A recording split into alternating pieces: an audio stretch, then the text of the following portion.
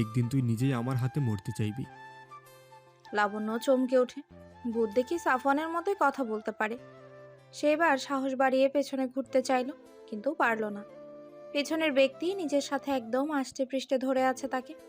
লাবণ্য মুখ দিয়ে অনবরত অস্পষ্ট শব্দ করছে আর কাঁদছে। সাফওয়ানের মেয়েটার ঘাড়ে নাক ঘষে বলল, কান্না থামা, নয়তো আর গভীর কিছু হবে। লাবণ্য তৎক্ষণাৎ চিৎকার করে উঠল, সাফওয়ান ভাই, মরে যাচ্ছি। সাফওয়ান বিরক্ত হয়ে লাবণ্যকে ছেড়ে দেয়। মেয়েটার বাহু ধরে নিজের সামনে দাঁড় করালো, শক্ত গলায় বলল, এত ভীতু কেন তুই? আমি ভূত নই, মানুষ, তোর আপন মানুষ। সরি, একটু মজা করছিলাম। খুব ভয় পেয়েছিস? Sorry sorry sorry. দেখলাম তোর অবস্থা কি হয়, কিন্তু এখন দেখি চোখ মুখের 12টা বাজিয়েছিস। লাবণ্য নাক টেনে টেনে বলল। আমি আসলেই ভূত? সাফওয়ান হাসলো কিঞ্চিত। মেয়েটার কপালে চুমু খেয়ে বলল, আমি মানুষ। লাবণ্য সাহস বাড়িয়ে সাফওয়ানের হাতে চিমটি কাটে। তৎক্ষণাৎ ছেলেটা আহ শব্দ করলো। এবার মেয়েটা গাল ভরে হাসে। সেকেন্ডের ব্যবধানে জাপটে জড়িয়ে ধরে বলল, সবসময় মজা ভালো লাগে না, তুমি ভয় পাইয়ে দাও। দেখো, আমার বুক এখনো কাঁপছে। সাফওয়ান ফিস ফিস করে বলল। ওড়না সরিয়ে ফেল, দেখতে অসুবিধা হবে। মেয়েটার মুখ লজ্জায় লাল হলো। সাফওয়ান অন্ধকারেও বুঝলো লাবণ্য লজ্জায় মুচড়ে গেছে। মেয়েটা নিজেকে ছাড়িয়ে হঠাৎই তার গলা খামচে ধরলো। জোরে নখ দাবিয়ে বলল, নিচে ডেকে এনে ভয় দেখালে কেন? মামিকে বলে দেব তুমি খুব খারাপ। সাফওয়ান মুখ বাঁকিয়ে বসলো ছাদের দোলনায়। লাবণ্য সুর করে তার কোলে চেপে বসে, দু হাতে গলা জড়িয়ে ধরলো। কাপল কাপল ঠেকালো মেয়েটি। খুশিতে আহ্লাদি কণ্ঠে বলল, আমাকে কবে বিয়ে করবে সাফওয়ান? হ্যালো সবাই, মোস্ট বেটের সাথে আমার এক্সপিরিয়েন্স ছিল সিরিয়াসলি এক্সাইটিং। এখানে এমন কিছু ফান এবং এঙ্গেজিং গেমস আছে যা আমি আগে দেখিনি। একটা গেম যা আমাকে সবচেয়ে বেশি থ্রিল করে সেটা হলো প্লিঙ্কো। বেশি কিছু বলবো না, you guys try it out, trust me. এটি একটা ইউনিক এক্সপিরিয়েন্স হতে চলেছে। যদি আপনি গেম লাভার হয়ে থাকেন তাহলে মোস্ট বেটে সবার জন্য কিছু না কিছু আছেই। মোস্ট বেটে বিকাশ, নগদ, রকেট উপায় আর অন্যান্য অনলাইন ট্রানজ্যাকশন মেথডসের মাধ্যমে ইজি এবং সিকিউর ডিপোজিট এবং উইথড্রয়াল করা যায়। আর তাদের কাস্টমার সাপোর্ট দিনে 24 ঘন্টা, সপ্তাহে 7 দিন available to help you out. আপনি ইভেন লাইভ স্ট্রিম করতে পারবেন আপনার favourite matches right from the platform. আমার প্রোমো কোড ইউজ করে রেজিস্টার করুন এবং প্ল্যাটফর্মের অ্যামেজিং ফিচার্স এক্সপ্লোর করুন। Don't miss out. ছাদের দোলনায়। লাবণ্য সুর করে তার কোলে চেপে বসে, দু হাতে গলা জড়িয়ে ধরলো। কাপল কাপল ঠেকালো মেয়েটি। খুশিতে আহ্লাদি কণ্ঠে বলল, আমাকে কবে বিয়ে করবে সাফওয়ান ভাই? সাফওয়ান হু হু করে হাসে। লাবণ্যর কোমরখানা শক্ত করে চেপে ধরে ফিস ফিস করে বলে। আরো 4 বছর পর? লাবণ্যের অধৈর্য কণ্ঠ। না, এত দেরি না, 2 বছর পরই বিয়ে করবে। কথা দাও, নয়তো অনশন করব। একবার যখন এ বাসায় পা দিয়েছি তখন তোমার রুমও দখল করব। চুপ, অহেতুক কথা বাদ দিয়ে আয়ার সঙ্গে তারা দেখি। না, তুমি কথা দাও বিয়ে করবে, আমায় ভালোবাসবে, কাছে থেকেও এত দূরত্ব সহ্য হয় না। ইচ্ছে করে তোমার সান্নিধ্যে আসতে, ভালোবাসতে। এখন যেমন কোলে বসে আছি তেমনি সারাক্ষণ তোমার কোলে বসে থাকতে ভীষণ ইচ্ছে করে। প্লিজ আমার বিয়ে করে নাও, কথা দিচ্ছি একটুও জ্বালাবো না, সবসময় ভালোবাসবো, একদম পারফেক্ট লক্ষ্মী বউ হয়ে থাকবো। সাফওয়ান লাবণ্যর চোখে চোখ রেখে বলল। এত তারা কিসের? লাবণ্য লজ্জায় জবাব দেয়, হালাল ভালোবাসার, যেখানে স্পর্শ করতে দোটানায় ভুগতে হবে না, তোমার কাছে যেতেও ভাবতে হবে না, সমস্ত অদৃশ্য বাধা ভেঙে গুড়িয়ে যাবে। সাফওয়ান লাবণ্যর হাত নিজের হাতে নিয়ে বলল। এত ভালোবাসিস? লাবণ্য মুচকি হেসে বলল, ভীষণ ভালোবাসি, তোমার থেকেও আমি তোমাকে বড্ড বেশি ভালোবাসি। এই এলোমেলো ছেলেটা সে কবে আমার রাতের ঘুম কেড়ে নিয়েছে। সাফওয়ান দুষ্টুমি করে বলল, আমি ওই বিলজ্জা, উশৃঙ্খল, পা গলাটে, চঞ্চল রমণীকে ভালোবেসে ফেলেছি। অজান্তে সে আমাকে তার প্রেমে পড়তে বাধ্য করেছে। গুন্ডি মেয়েটাকে অ্যাভয়েড করতেই পারিনি। আজীবন তার সাথেই কাটাতে চাই। আর লাবণ্য কপাল কুঁচকে বলল, আর কি? আর তোর রাতের বাকি ঘুমটুকু কেড়ে নেবো খুব জলদি। আমাকে কতটুকু সামলাতে পারিস দেখব। উম্মাদ ছেলেটার বেসামাল আদর সহ্য করতে পারবি? বুঝে শুনে আমার কাছে এসেছিস তো? না আসলে আর ফিরে যাওয়ার কোনো চান্স নেই। আমার বাহু ধরেই বন্দি থাকতে হবে আজীবন। লাবণ্য ডার্লিং, ভালোবাসার তীব্রতা সহ্য করতে পারলে রাজি হয়ে যা। সারা জীবন থাকবি তো আমার সাথে, সুখে দুঃখে পাশে থাকতে। লাবণ্য জড়িয়ে ধরে তার বুকে মাথা রাখলো, কান্না মিশ্রিত কণ্ঠে বলল, পারবো, চাইলে এখনই কবুল বলে দেই। সাফওয়ান মেয়েটার পিঠ জড়িয়ে ধরে উত্তর দিল, এখন না, তুই ছোট। আমার থেকে তোর তারা বেশি নয়। আমার আদর সহ্য করার বয়স হয়নি। আরো 2 বছর অপেক্ষা কর। তোর থেকেও বড্ড অধৈর্য আমি। যদি টের পেতি এ বুকে তুই হিনা কতটা খাকা করে, তাহলে স্বাভাবিক থাকতে পারতি না। তুই ছোট বলে প্রতিনিয়ত আমি নিজেকে নিয়ন্ত্রণে রাখছি। একবার শুধু বড় হ, আর কোনো বাহানা শুনবো না। একটানেই বিয়ে কমপ্লিট। এরপর শুধু ভালোবাসা আর বাসি। লাবণ্য চুপটি করে রইল। সাফওয়ান চোখ বন্ধ করে ফিসফিসিয়ে বলল, সামনে বিরিয়ানি রেখে তুই কি উপোস থাকবি, নাকি তার টেস্ট নেওয়ার জন্য তোর আত্মা খা খা করবে? ঠিক সেই অবস্থা হয়েছে আমার। না পারছি টেস্ট করতে, না পারছি ছুঁয়ে দেখতে, শুধু অসহায়ের মতো তাকিয়ে থাকি। লাবণ্য কথাটার মানে প্রথমে বুঝল না, সে চিন্তায় পড়ে গেল। কিছু সময় পর সচল মস্তিষ্ক কথাটা ধরতে পেরে সে চিৎকার করে উঠল। সাফওয়ানের চুল টেনে হিসিয়ে বলল, তোকে মেরে ফেলবো আমি, অসভ্য! এসব বলতে তো লজ্জা করলো না? আল্লাহ কেন ছেলেদের লজ্জা শরম দেয়নি? সাফওয়ান ব্যথাতুর কণ্ঠে বলল, লাবণ্য ডার্লিং, শরম পেলে গরম ভাত খাবো কি করে? তাই ছেলেদের লাজ লজ্জা কম। তুই লজ্জা নিয়ে পানি খা। লাবণ্য খেপে গিয়ে উড়াধুরা কিল বসালো তার হাতে। সাফওয়ান ব্যথায় চেঁচিয়ে যাচ্ছে। একসময় লাবণ্যর হাত দুটো শক্ত হাতে নিজের মুঠোয় নেয়, গাল চেপে ধরে চোখ রাঙালো। লাবণ্য চুপসে যায়, চুপচাপ বসলো তার কোলে। আকাশে তাকিয়ে দেখতে থাকে অন্ধকার পৃথিবী। দুটো নরনারীর ভালোবাসা সাক্ষী রইল আধার রাতের আকাশ। বাতাসে শাসা শব্দে তারা ভালোবাসা আদান প্রদান করতে ব্যস্ত। রাত যত গভীর হলো, সাফওয়ানের মনও বেসামাল হওয়া শুরু করে। তার মধ্যে যদি প্রিয়তমা গায়ের সাথে গা মিশিয়ে থাকে, খুব কাছে থাকে, তাহলে তো নিষিদ্ধ অনুভূতিগুলো কন্ট্রোল করা চারটেখানে কথা নয়। সেও তাগড়া যুবক হয়ে পারল না স্বাভাবিক থাকতে। বেসামাল হলো হৃদয়, অজান্তেই ঘটিয়ে ফেললো এক অবিশ্বাস্য কাজ। সে লাবণ্যর চোখে চোখ রেখেই ঝুঁকে গেল। ঘোরের মাঝেই নিজের রুক্ষ ওষ্ঠ জোড়া ডুবিয়ে দেয় লাবণ্য ঠোঁটে। মেয়েটা আকস্মিক ঘটনায় হকচকিয়ে ওঠে। হাত দিয়ে ছেলেটাকে দূরে সরাতেই সাফওয়ান তার হাত দুটো ধরে ফেলল। পরমাবেশে চুমু খেয়ে ছেড়ে দিল তাকে। লজ্জায় মেয়েটা মাথা নিচু করে ঘন ঘন শ্বাস ফেলছে। সাফওয়ান বাঁকা হেসে হাতের উল্টো পিঠ দিয়ে ঠোঁট মুছল। লাবণ্য তখনও নিশ্চুপ। সাফওয়ান তর্জনী আঙ্গুলের সাহায্যে লাবণ্যর থুতনি উঁচু করল। গোলাপি মোলায়েম ঠোঁট জোড়ায় ধারালো চোখ রেখে বলল, সামান্যতেই নুয়ে গেছিস, বড় শহরে অত সামলাবে কিভাবে? লাবণ্যর কান গরম হয়ে যায়। সে লজ্জায় দুহাতে মুখ ঢাকে। তার হৃদস্পন্দন এখনো অস্বাভাবিকভাবেই লাফাচ্ছে। চোখে ভাসছে একটু আগের দৃশ্য। কল্পনাও করতে পারছে না একটু আগে তার ঠোঁট জোড়া অন্য কারো দখলে ছিল। কিশোরী মেয়েটার জীবনের প্রথম চুমো, তাও আবার নিজের ব্যক্তিগত প্রেমিক পুরুষের কাছ থেকে পাওয়া। তার পায়ের তালু শিরশির করে উঠল। গায়ের লোমগুলো কাটা দিয়ে উঠছে। সর্বাঙ্গ জুড়ে বিদ্যুৎ ছলকে যায়।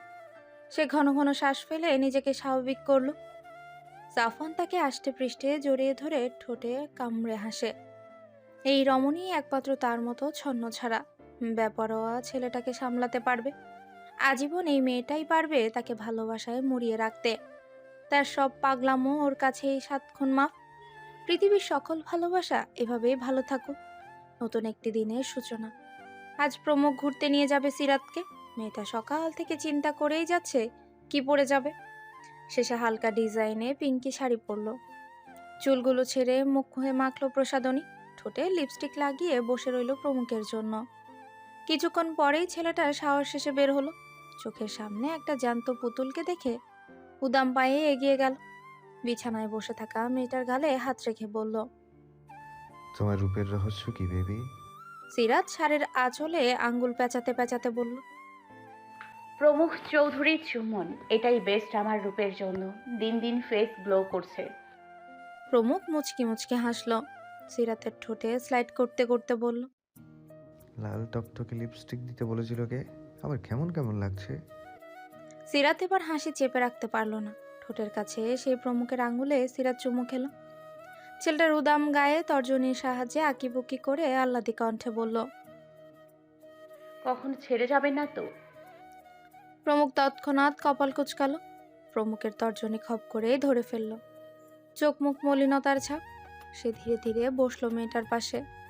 সিরাতের মাথা বুকে চেপে বলল, কিছু শুনতে পাচ্ছ? সিরাত হৃদস্পন্দনের মাত্রা অনুভব করে মোহনীয় কণ্ঠে বলল, হ্যাঁ, হারানোর ভয়ে প্রচণ্ড গতিতে লাফাচ্ছে। তাকে থামতে বলুন। এত ভয়ে ছেলেদের মানায় না।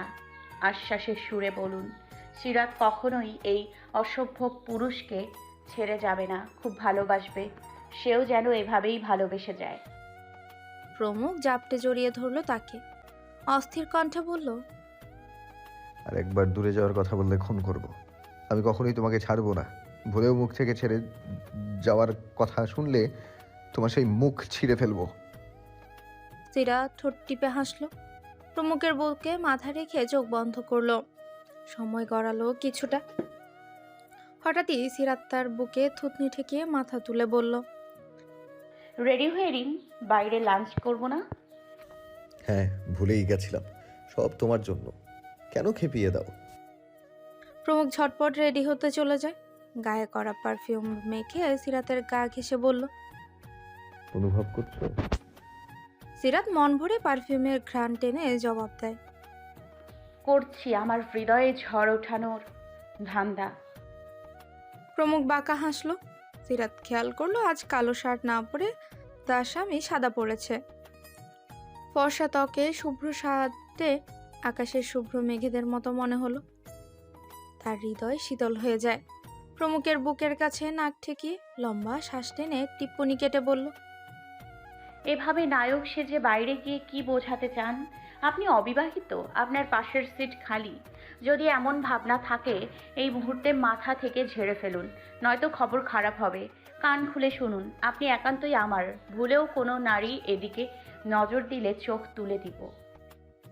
প্রমুখ প্রথমে ভেবাচাকা খেলেও সিরাতের হাসি হাসি মুখ দেখে বুঝে ফেলল মেয়েটার শয়তান। সেও তার মতোই ভেঙচি কেটে জেলাস করানোর জন্য বলল, হাসছে ঢং। আমার গায়ে লেখা আছে আমি বিবাহিত? কোনো প্রমাণ আছে? কোথাও লেখা আছে আমি শুধুই তোমার? সিরাত অগ্নি চোখে তাকিয়ে কলার চেপে ধরল। লাল টকটকে লিপস্টিক লাগানো ঠোঁট চেপে ধরল ছেলেটার কলারে। প্রমুখ পরপর আবারও ভেবাচাকা খায়।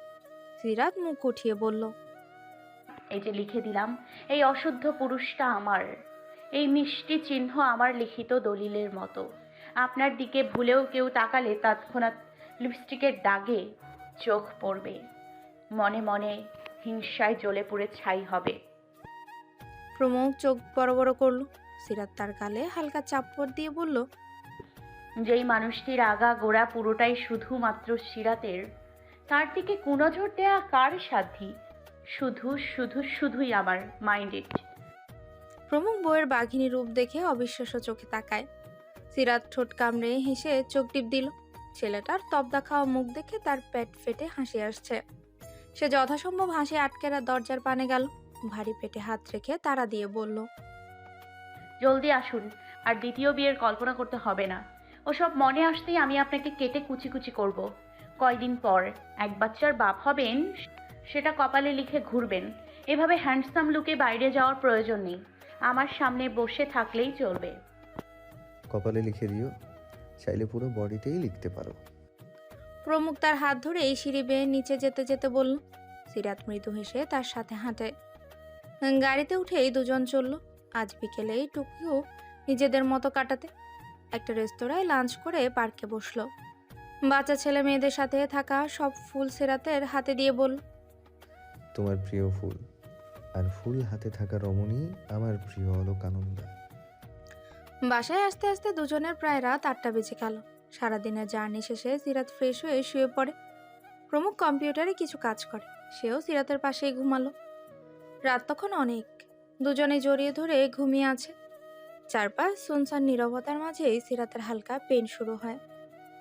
কেমন হাঁসফাঁস করে ওঠে তার হৃদয়, চোখের ঘুম পালিয়ে যায় তৎক্ষণাৎ। সে প্রমুখের দেহটা নিজের উপর থেকে সরিয়ে উঠে বসলো। ঘন ঘন শ্বাস ফেলে দেখলো ঘেমে গেছে। একটু জিরিয়ে ঢুলু ঢুলু চোখে প্রমুখকে ডাকলো। ঘুমাচ্ছেন? প্রমুখ তখন বেঘরে ঘুমায়। সিরাত আস্তে আস্তে প্রমুখের খাঁচ কাটা দাড়িতে হাত বুলাল, কপালে চুমু দিয়ে ওষ্ঠ প্রসারিত করে। ছেলেটার হাতের আঙ্গুল দিয়ে চিমটি কাটলো। কিছুক্ষণ পর ধরফরিয়ে উঠে সে সিরাতকে বসতে দেখে বলল, কি হয়েছে? খারাপ লাগছে? কোথাও ব্যথা করছে বলো? সিরাত মুখ ফুলিয়ে ঘাট দেখিয়ে দেয়। প্রমুখ তার পেছনে বসে ঘাট টিপে দিতে দিতে বলল। কখন উঠেছো? সিরাত নরম স্বরে বলল, একটু আগে। আপনার কি ঘুম পাচ্ছে? না, কি হয়েছে বলো? সিরাত সোজা হয়ে বসলো, ইতস্তত বোধ করে বলল। গরম গরম চিকেন ফ্রাই আর দই খেতে ইচ্ছে করছে। প্রমুখের হাত থেমে যায়। সে অবিশ্বাস্য দৃষ্টিতে বলল, এখন এখন দই পাবো কোথায়? সিরাত জোরপূর্বক হেসে বলল, কাল দই খাবো, এখন চিকেন ফ্রাই করুন, সাথে রুটি। প্রমুখ বিছানা থেকে নেমে সিরাতের হাত ধরে বলল। আসো। রাত কয়টা জানো? সিরাত পানসে মুখে উত্তর দিল। 3টে। দুজনেই কিচেনে গিয়ে এই মধ্যরাতে রান্না শুরু করে দেয়। চিকেন ম্যারিনেট করে রেখে দিল প্রমুখ। সিরাতের জন্য রুটি বেলতে বেলতে এসে বলল। আর কি খাবে? সিরাত পাশের চেয়ারে বসে স্বামীর রান্না দেখছে। সে ঠাট্টা গলায় বলল। আপনার কলিজা ভুনা। সিরাত খিলখিল করে হাসছে। প্রমুখ চোখ পাকায়। সে এবার আরো উচ্চস্বরে হাসলো। অতিরিক্ত হাসায় সিরাত চোখ খিচে ব্যথাতুর শব্দ করল। প্রমুখ হাতের রুটি রেখে দৌড়ে সিরাতের কাছেই হাঁটু ভাঁজ করে বসে বলল। কি হয়েছে? সিরাত ধীরে ধীরে চোখ মুখ স্বাভাবিক করেই দীর্ঘশ্বাস ফেলে বলল। বেবি কিক মেরেছে। ফুস করেই নিঃশ্বাস ফেলল প্রমুখ। গাল ভরে হেসে বলল। আমি ভয় পেয়ে গেছিলাম। কথা শেষে রুটির কাছে গেল। সিরাত পানি খেতে খেতে বলল। আজকাল আপনার ঠোঁট থেকে হাসি সরেই না, কেমন প্রাণবন্ত লাগে। চমৎকার হাসি সবসময় আড়াল করে রাখেন কেন? কিপটে লোক কোথাকার, হাসতেও পয়সা লাগে? কারণ লাগে। অকারণে যে হাসে সে পাগল। আমি সুস্থ মানুষ। এখন হাসার কারণ তুমি আর বেবি। এই দুজনের জন্যই আমার হাসি লেগে থাকে ঠোঁটে। মনে হয় নতুন করে বাঁচতে শিখছি। সব কিছু সুখ সুখ লাগে। ঢং, বুড়ো বয়সে কবি কবি ভাব নিতে হবে না। জলদি ফ্রাই করুন, নয়তো আপনাকে ফ্রাই করে খাবো। প্রমুখ চিকেন ভাজতে লাগলো। উত্তর দিল না। ঘুমে তার চোখ দুটো জ্বলছে। তবুও নিজের সন্তান আর স্ত্রীর জন্য এটুকু তো করাই যায়। ঘুমো ঘুমো চোখে সে চিকেন ভেজে সিরাতের সামনে রাখলো। নিজে হাত মুখ ধুয়ে বসলো পাশে। সিরাত আবদার করে বলল। খাইয়ে দিন, আমার ইচ্ছে করছে না নিজ হাতে খেতে। প্রমুখ শক্ত গলায় বলল। এ কেমন বাচ্চামো, খাও বলছি। সিরাত গাল ফুলিয়ে অন্যদিকে ঘুরে থাকলো। প্রমুখ ফোঁস করেই নিঃশ্বাস ফেলে রুটি ছিঁড়ল। সিরাতের ঠোঁটের কাছে রেখে বলল। ভুল হয়েছে মহারানী, জলদি খেয়ে আমাকে উদ্ধার করুন। সিরাত মুখ বাঁকিয়ে বলল। বেবিকে সরি বলুন, সে রাগ করেছে। প্রমুখ তাই করলো। পেটের কাছে কান নিয়ে বলল। সরি বেবি, পাপাকে ক্ষমা করো। অতঃপর সেখানে মোলায়েমভাবে চুমু খেয়ে চেয়ারে বসে। সিরাতের মুখে রুটি পড়ে বলল। এত ঢং কবে থেকে শিখেছো? সিরাত চিবোতে থাকে। হাত বাড়িয়ে একটা চিকেন প্রমুখের মুখে দিয়ে বলল। যবে থেকে আপনার সন্তানের মা হতে শুরু করেছি। মধ্যরাতে সুনসান নিস্তব্ধ বাসায় দুজন একে অপরকে খাইয়ে দিচ্ছে। মুখে লেগে আছে নানান কথার ঝুলি, কোনোভাবেই শেষ হচ্ছে না। হাসি ঠাট্টার মাঝেই ঢলে পড়েছে সিরাত। খাওয়া শেষে প্রমুখ হাত ধুয়ে সবকিছু গুছিয়ে বলল। চলো ঘুমোবে। না। মানে? তাহলে এখন কি করবে? সিরাত প্রমুখের কোলে ধপ করে বসে পড়ল। গলা জড়িয়ে ধরে বলল। বেবি বায়না করেছে। প্রমুখ চোখ মুখ কুঁচকে বলল। মধ্যরাতে কিসের বায়না? আপনার কণ্ঠে গান শুনতে চাইছে, প্লিজ গান শোনান। প্রমুখ হতাশার শ্বাস ফেলে বলল। আমি গান জানি না। সিরাত নাছোড়বান্দা প্রমুখকে বারবার গান গাইতে বলে। শেষে প্রমুখ না পেরে দীর্ঘশ্বাস ফেলে ভাঙা গলায় গাইতে শুরু করলো। গোটা পৃথিবীতে খুঁজো আমার মতো কে তোমারে এত ভালোবাসে, এই মনের ঘরে এসো, এ বুকেরই বাঁ পাশেতে তোমার নামই জপে, একটু আড়াল হলেই কেন মনে খোরাক জাগে, তোমার সঙ্গ পেলেই কেন দেহ শিউরে ওঠে, এ গা ছুঁয়ে বলো ছেড়ে যাবে না কখনো, তোমার মতো কে আছে বলো, এ গা ছুঁয়ে বলো ছেড়ে যাবে না কখনো, তোমার মতো কে আর আছে বলো। সিরাত সেই মিষ্টি কোমল গাহেল সুরের কণ্ঠের মানুষটার দিকে অপলক তাকিয়ে রইল। ঠোঁটে মিষ্টি হাসি এঁকে চোখ বন্ধ করে গানটি অনুভব করে সে। মনে হলো প্রমুখ তাকেই ডেডিকেট করেই গাইছে। সিরাত তার বুকে মুখ গুজে গানটা মন দিয়ে শুনল। কি চমৎকার তার কণ্ঠ! অথচ এই লোক কখনোই মনের ভুলে তাকে গান শোনায়নি। গান শেষে প্রমুখ সিরাতের হাতের বাঁধন আলগা করে বলল।